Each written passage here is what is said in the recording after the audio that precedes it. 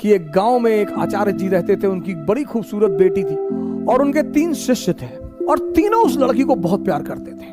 बाप और बेटी दोनों बड़े कंफ्यूज थे कि विवाह किससे किया जाए, कि अब लड़की को किससे विवाह करना चाहिए। अगर तेरे मन में उत्तर आ रहा है और तू जवाब नहीं देगा तो तेरे सर के टुकड़े टुकड़े हो जाएंगे।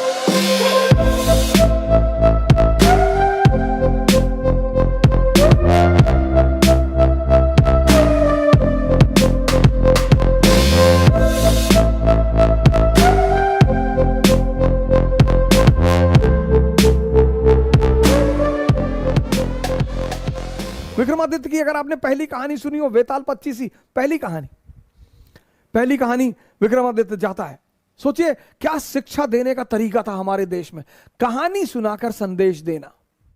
विक्रमादित्य जाते हैं, बरगद के पेड़ पर एक लाश को उतारते हैं, अपने कंधे पर रखते हैं, तो लाश उन्हें कहानी सुनाना शुरू करती है। अब सोचिए सर, इस कहानी का मकसद क्या है? सुनिए कहानी और उसका मकसद। लाश उन्हें कहानी सुनाना शुरू करती है कि एक आचार्य थे, उनकी बड़ी खूबसूरत सी बेटी थी। आचार्य के 3 शिष्य थे। अब देखिए क्या तरीका था पढ़ाने का, संदेश देने का।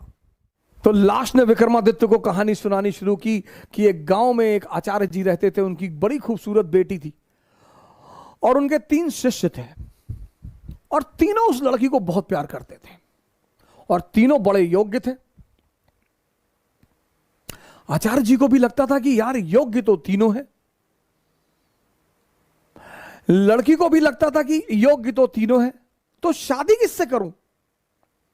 बाप और बेटी दोनों बड़े कंफ्यूज थे कि विवाह किससे किया जाए। और जब लड़की यह सुनिश्चित नहीं कर पाई कि विवाह किससे किया जाए, तो एक दिन लड़की ने आत्महत्या कर लिया। अब जब लड़की ने आत्महत्या कर लिया, तीनों बड़े निराश हुए, गए उसका दाह संस्कार किया। तो एक शिष्य तो तुरंत सन्यासी बन गया, वहीं धूनी लगा ली उसने उसकी कब्र के पास कि बस अब जीवन में कुछ करना ही नहीं, जिसको मैं प्रेम करता था वो बचा ही नहीं, तो अब जीवन में कोई सार नहीं, अब सिर्फ तपस्या करनी है और तपस्या करके ही जीवन को त्याग देना है।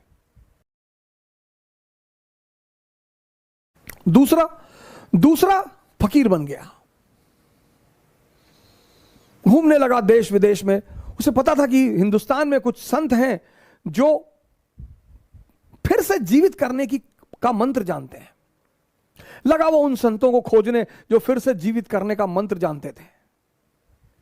तीसरा जो उसमें था, वो डेली जाता था, उस मृत शरीर पे मसाला लेप लगाता था, साफ करता था, फिर उसे वहीं रख देता था। अब ये सिलसिला कुछ वर्षों तक चला, 2-4 वर्षों तक चला। तो वो जो घूम रहा था चारों तरफ, फकीर बन गया था, मंत्र की तलाश कर रहा था, पुनर्जीवन देने के मंत्र का जो तलाश कर रहा था, उसे एक दिन कुछ महात्मा लोग मिल गए, वो उस मंत्र को जानते थे। उसने उनकी सेवा की, उन्होंने उसे वो मंत्र सिखा दिया। जैसे ही उसने मंत्र सीखा, वो भगा वापस गांव की तरफ और वापस आकर उसने उस युवती को फिर से जिंदा कर दिया। जब उसने फिर से जिंदा कर दिया, तीनों दावेदार फिर खड़े हो गए और अब तो युवती और सुंदर हो गई। तब उस वेताल ने विक्रम से पूछा कि विक्रम बता कि अब लड़की को किससे विवाह करना चाहिए। अगर तेरे मन में उत्तर आ रहा है और तू जवाब नहीं देगा तो तेरे सर के टुकड़े टुकड़े हो जाएंगे, और अगर तूने जवाब दिया तो मैं तुझे छोड़कर चला जाऊंगा। वेताल ने कहा कि अगर तेरे मन में जवाब आ रहे हैं, और ये नेचुरल प्रकृति है, हमारे सामने जब भी कोई परिस्थिति होती है, एक जवाब मन में आता कि ये कर ले यार, नेचुरल प्रकृति है, नेचुरल जवाब आना ही है। तो वेताल ने कहा कि देख विक्रम, अगर तेरे मन में जवाब आ रहा और तूने मुझे नहीं दिया तो तेरे सर के टुकड़े टुकड़े हो जाएंगे, और अगर दे दिया तो मैं चला जाऊंगा। तो विक्रमादित्य ने जवाब देना शुरू किया कहा जो मंत्र सीख कर आया और जिसने पुनः जीवन दिया वो पिता तुल्य है। जीवन देना का काम किसका है? पिता का। क्या दर्शन है सर! जीवन देने का काम किसका है? पिता का। तो जिसने मंत्र सीख कर जीवन दिया वो पिता तुल्य है, उससे विवाह नहीं होगा। जिसने उस शरीर की सेवा की 4 साल तक, वो पुत्र का धर्म है। सेवा करना पुत्र का धर्म है, वो भी बाहर हो गया। जिसने अपनी ही जिंदगी दांव पे लगा दी, यही प्रेम की कसौटी है, विवाह उससे होना चाहिए।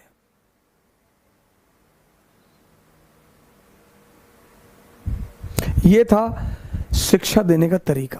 और जैसे ही विक्रमादित्य ने जवाब दिया, वेताल उड़ चला कि तूने बोल दिया विक्रम।